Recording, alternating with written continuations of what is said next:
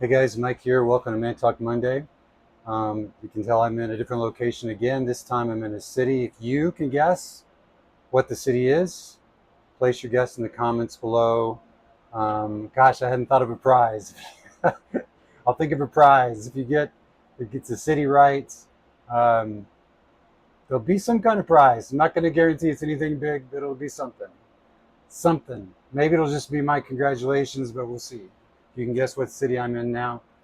But today I wanted to talk to you about a really important topic. And the topic is mentorship, mentoring and mentorship. I believe, and really the data backs me up on this in a big way, that men are in crisis today in large part because of the loss of the art and discipline of mentoring and mentorship in our Western culture, in American culture in particular, but in most Western cultures. And mentoring is an art. It is a discipline. There is a skill to it. There is an art to it. And here in the Braveheart Men, we are committed to reinstilling the art and discipline of mentoring and mentorship into the culture, infusing it back into the culture because it's killing us, man. It's men are not wired to come into the fullness of who they are as men in isolation and apart from the voices of elders and the input from older men who are farther along the path. And so we want to bring that back and are committed to bringing it back in any way that we can. I've actually been really fortunate in my life to have had amazing mentors in my life. I've had many. There are two who were particularly formative in my early days, and uh, their names are Tommy McIntosh and Brad Bankhead. And I could spend entire videos just telling you about these two men, and they would be embarrassed if I were to do that, which tells you something about the quality of true mentors, that they're how self-effacing they actually are. In fact, it's one of the things I want to talk about today, that about what true mentorship is about, what it's not about. And I want to give you today, in fact, three essential qualities that you should look for in a great mentor. And the whole point of this video is really just to get you thinking about the possibility of having a mentor in your life or having mentors in your life, even if it's a group of men or if it's just one guy, whether it's for a short time or a long time. But whether you're 20 years old or 30 years old or 40 years old or even 50 years old, there's still room in your life for having someone who's farther along the path come in and be a mentor to you. So I just want to give you, based upon my own experience and research that I've done, but a lot of this is based upon my personal experience with fantastic mentors, about three foundational qualities that great mentors have. So here's number one, and this is probably the most important one, that great mentors are wise. That's a word you don't hear a lot in our culture anymore. But I want to read you a passage out of the Bible, out of the book of Proverbs, about wisdom. And this passage actually rocked my world as a young man, completely changed the course of my life, to be honest. Here it goes. It's Proverbs chapter 4, verses 7 through 13. It goes like this. The beginning of wisdom is this: get wisdom. In other words, the beginning of wisdom is the intention to get wisdom. That's where wisdom starts. You have to decide to get it. It doesn't happen by accident. So, start over. The beginning of wisdom is this: get wisdom. And then get this next sentence. Though it cost all you have, get understanding. Cherish her, and she will exalt you. Embrace her, and she will honor you. She will give you a garland to grace your head and present you with a glorious crown. Listen, my son, accept what I say, and the years of your life will be many. I instruct you in the ways of wisdom and lead you along straight paths. When you walk, your steps will not be hampered. When you run, you will not stumble. Hold on to instruction. Do not let it go. Guard it well, for it is your life. That is the essence of wisdom. It's this idea of this thing is more precious than gold. It's more valuable than all the riches in the world to get wisdom. And you've often heard it said, if you look it up even on the internet right now, you'll see this, that knowledge, here's how people define wisdom. Knowledge is knowing information. Wisdom is knowing what to do with the information you have.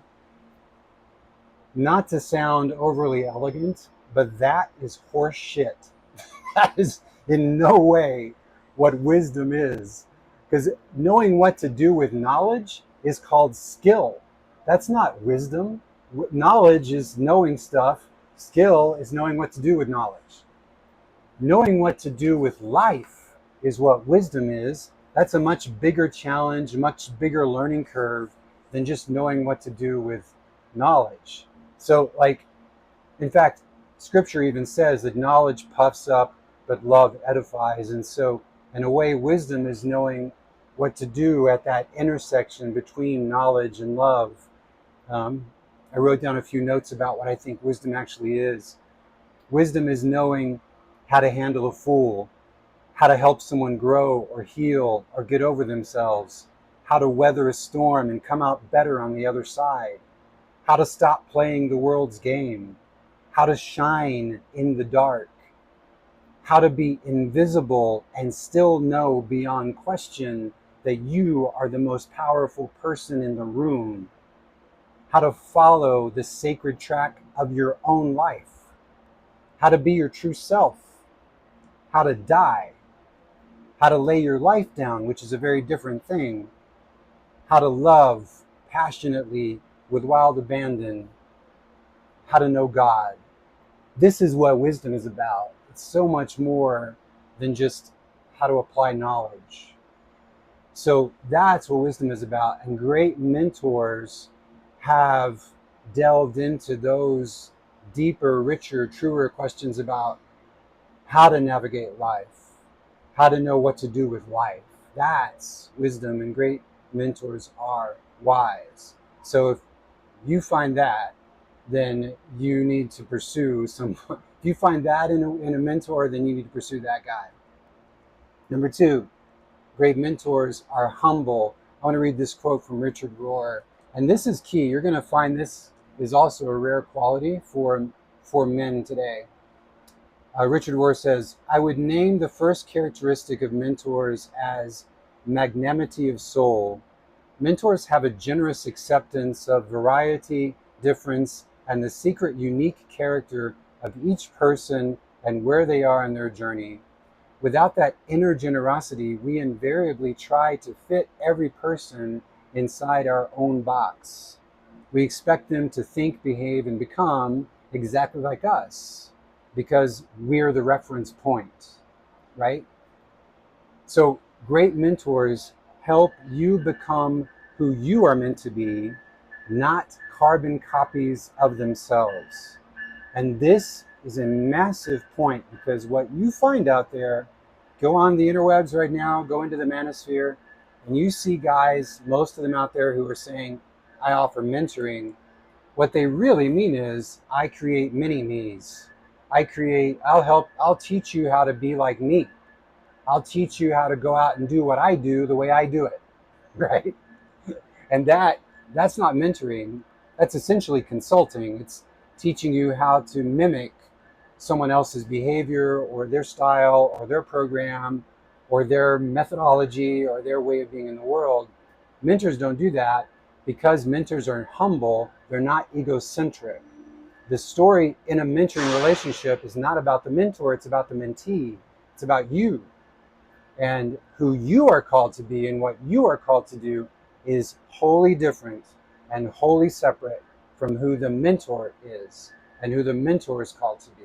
So, I mean, sometimes it's helpful if the mentor has had a similar life path to yours, but in many cases, it can be just as helpful if the mentor has had a very different life path to your life path. Because It's not the primary quality that you're looking for. You don't need a mentor who has the same skill sets you have. You need a mentor who has wisdom and depth and understanding about life, not about um, your chosen profession.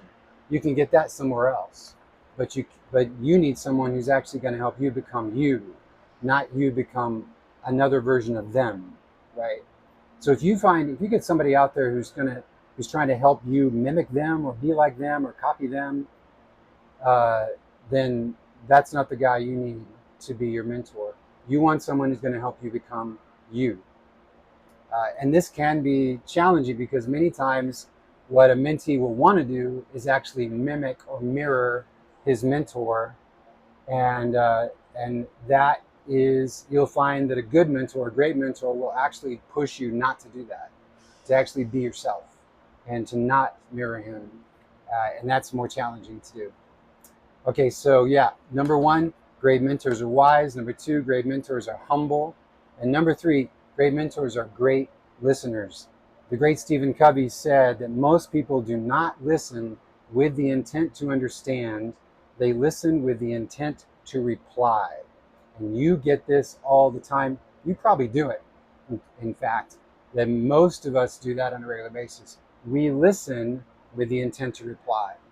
But great mentors listen with the intent to understand. And when you experience this from somebody, from a man, you can feel the difference. They're not in a hurry to say anything. They're not in a hurry to actually counter you or to break in or to cut you off, unless they're trying to get deeper into something you just said and ask you to elucidate more on it. But typically, a mentor will, and you're going to know a good mentor by these things, they're going to ask you more questions than they answer. And here's something that you will find initially frustrating about a mentor, but I promise it's a good thing. You'll always get the sense that they know more than they're telling you. And this can be frustrating, but I promise this is good. They're not doing that because they're stingy, because they're trying to withhold from you. They're doing it because they respect the sacredness of your own journey and of your own process of discovery. They know that for you to become who you're meant to be, there are certain milestones and certain thresholds that you have to go through on your own. And if they try to give you the answers prematurely to those things, they will cripple in some ways, in some cases, your ability to experience those things in the pristine way that you're meant to. uh, it's kind of like giving you a spoiler to a book or a movie that would otherwise be deeply transformative. And so you don't want that. You don't want someone who's going to give you spoilers, who's going to tell you the things that will ruin an experience ahead of time for you. So great mentors will not tell you everything they know, even everything they know about you. They'll tell you enough to help you make the best possible decision to move forward. They will not tell you what to do typically. They might tell you what they would do or what their opinion is, but they respect the sacredness of your own journey. They respect your wisdom. They will ask more questions than they answer. They will ask more than they tell, and they will listen really well. If you have if you have a guy who's wanting to mentor you, who is what I would call an answer man, somebody who is just too ready to give you their mind, to just like tell you their mind on things, to give you answers to all this stuff, to be ready to kind of throw at you, well, here's what you need to do, or here's what I think about that, or um, I'd be wary of that guy. That's a big time yellow flag, possibly a red flag, because chances are that man is still being run by his own ego, and he's most interested in you perceiving him as being the answer guy and less interested in you. His story is still mostly about him. And he may not even be fully aware of that. He might be genuinely trying to help you and thinking, well, I think it's going to help you if I can share with you what I know. But the truly great mentor understands what I just said about It's not about him having the answers. It's about him having the right questions. It's about him being able to respect your journey, to respect the sacredness of your journey. My mentors knew a hell of a lot more about me than they were saying. And I didn't know that at the time. I saw it in hindsight. And I'm so grateful that they let me have my own experience and they trusted me to make the right call as I had those experiences. They didn't try to anticipate the choices I would make for me and try to make them for me in advance. They let me have my life. And I so valued that. So you need a mentor who's going to value that for you too. Um, those are the three things I would say that you need to watch for a great mentor. And the main thing today I just want you to think about is that mentoring is a real thing. It is a possibility for you. And if you are interested in this, I'd encourage you to reach out to us. Like if you want to have a mentor in your life, drop us a line, drop a comment below, send us an email, send me an email if you like. Just contact us through the comments below, through the YouTube page. Send us an email through our website at thebraveheartmen.com. Reach out. We'll set up something. We have coaches. We have guys here. I'm a coach. We have guys here who are willing to mentor, and we'll see what we can do to set it up to maybe have a group setting or do a one-on-one with you. We want to get this thing going. So if you are interested in that, reach out. We'll see what we can work out.